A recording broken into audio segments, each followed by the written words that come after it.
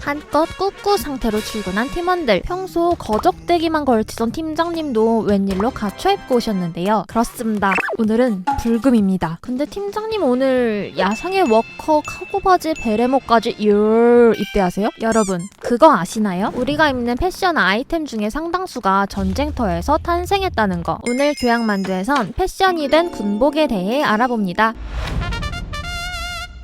지난 겨울 SNS에 혜성같이 등장한 이 아이템, 사실 150년도 더 된 유물입니다. 바라클라바는 크림반도 남쪽에 위치한 도시 이름입니다. 크림 전쟁 중 1854년 이 지역에서 러시아와 영국 연합군이 벌인 전투를 바라클라바 전투라고 하는데요. 크림 전쟁은 러시아 대 영국, 프랑스, 오스만 투르크 연합군이 벌인 전쟁이죠. 아무튼 크림반도가 휴양지라는 말만 철석같이 믿고 간절기록으로 바라클라바 에 상륙한 영국군. 근데 바닷마을 특 가을 겨울엔 개춥다. 아고 튀어와라. 이 안타까운 소식을 들은 영국 본토의 국민들이 십시일반 손뜨개질을 해서 헬멧 모양의 모자를 보냈다는 감동 스토리가 익히 알려진 썰이고요. 얼어 죽기 직전이던 영국군이 현지 어민들이 쓰던 모자를 빼서 써봤는데 보온력이 구스다운급이라 군인들 사이에서 핫템이 됐다는 게 정설이라는 말도 있습니다. 그리고 군인들이 고향으로 가져온 이 희한한 복면을 보고 사람들이 물었다죠. 안녕하세요. 저 패션 매거진 포토그래퍼인데요. 머리에 뭘 쓰신 거죠? 이거 바라클라바에서 가져왔어요. 바라클라바 마스크. 그렇게 이 복면의 이름이 바라클라바가 됐다고 합니다. 이것 말고도 바라클라바 전투에선 역대급 유행템이 쏟아져 나왔습니다. 진격의 승모근 핏을 만들어주는 레글런 소매와 라떼난 패션의 정석 카디건도 여기서 탄생했는데요. 워털루 전투에서 한 팔을 잃은 뒤 바라클라바 전투의 총사령관으로 참전한 이 남자. 당시 소매를 목 아래까지 연결한 디자인의 방수 코트가 전쟁터에 보급됐는데요. 팔의 활동성을 높여주는 디자인이다 보니 그의 맘에 쏙 들었답니다. 여기서 남작의 자기명을 따 레글런 소매라고 부르게 됐다고 하고요. 또 한 명의 유행 선도자였던 바라클라바 전투의 기병사령관 카디건 백작. 타고난 관종이었던 그는 본토로 복귀 후 MSG 팍팍 친 전쟁 무용담으로 연예인급 인기를 누렸는데요. 덩달아 그가 즐겨 입던 앞을 튼 디자인의 스웨터도 주목받게 되자 여기에 또 자기 미담을 추가합니다. 바라클라바 전투 때 우리 병사들이 많이 다쳤어요. 치료할 때 벗기 편하라고 제가 만들었죠. 뜨시. 이후 이 스웨터는 카디건 백작의 보온복으로 불리며 대히트를 칩니다. 근데 사실 카디건 백작은 위기의 순간 부하들을 두고 튄 천하의 개삐리.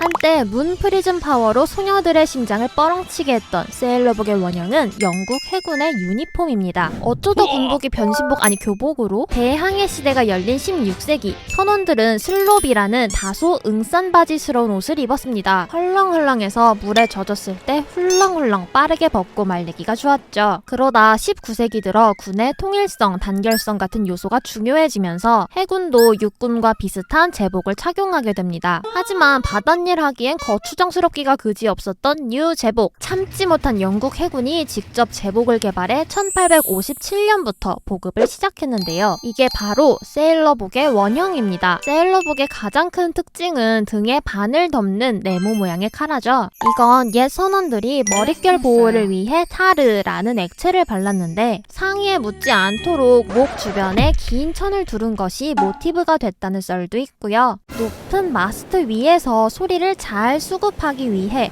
옷깃을 세울 수 있게 만들었다는 썰도 있습니다. 후에 한 해군이 에드워드 왕자에게 세일러복을 선물했는데요. 심장을 부실 만큼 귀여운 바람에 귀족들이 자기 애한테 손민수하면서 세일러복은 대중템이 됐습니다. 그리고 때마침 유럽 문물 사찰을 넣었다가 운명처럼 이 광경을 마주친 일본인 띠로리 초카와이를 외치며 자기 나라로 가져갔고요. 어찌저찌 교복으로까지 탈바꿈됩니다.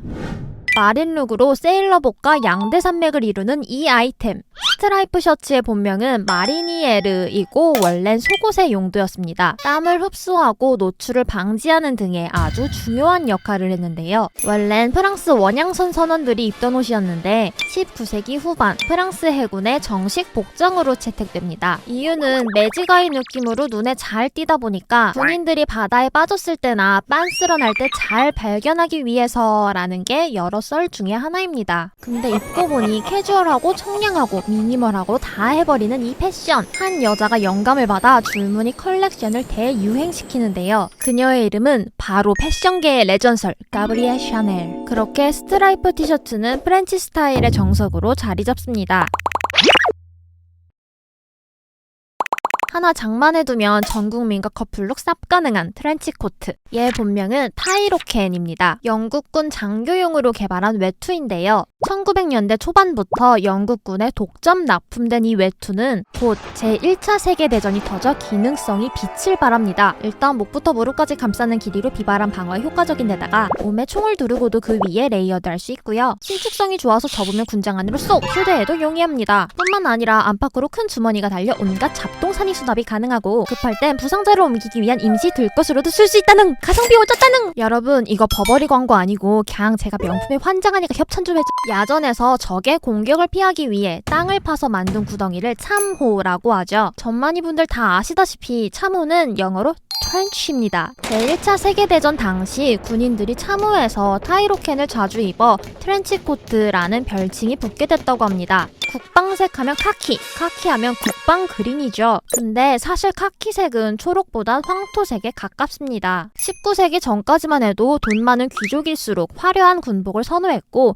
일반 병사들도 꽤나 비비드했는데요. 당시만 해도 원격 사살이나 장교를 겨냥해 쏘는 것이 비겁하다는 인식이 있었기 때문입니다. 하지만 20세기에 들어서면서 그런 게 어딨어, 이씨 이기면 장땡이지. 우두머리를 사살해 부대를 마비시키고 먼 곳에서 상대를 겨냥해 쏘는 게 하나의 전술이 됐습니다. 또 총기의 발달로 조준력과 공격력이 높아지면서 컬러풀한 옷을 입는다는 건 날 쓰고 가라와 다름없어졌죠. 이런 시기에 인도군이 입은 군복이 주목을 받습니다. 진흙으로 염색해서 땅인지 사람인지 구분이 안 가는 것이 보호색이 오졌던 거죠. 이에 영국군과 미국군은 카키색을 해외 원정군의 표준색으로 지정했고요. 이 색깔을 흙먼지라는 뜻의 힌두어인 카키라고 부르게 됐다고 합니다. 우리나라도 원래 이 황토색 군복을 입었는데요. 한국 특 산이 많다. 개 많다. 지형에 맞게 군복 색깔을 바꾸다 보니 지금의 초록빛을 띤 군복이 됐답니다. 이때 국방색과 카키가 같은 의미로 쓰이면서 카키를 초록색으로 인식하게 됐다고 하죠. 여러분, 패션의 세계는 참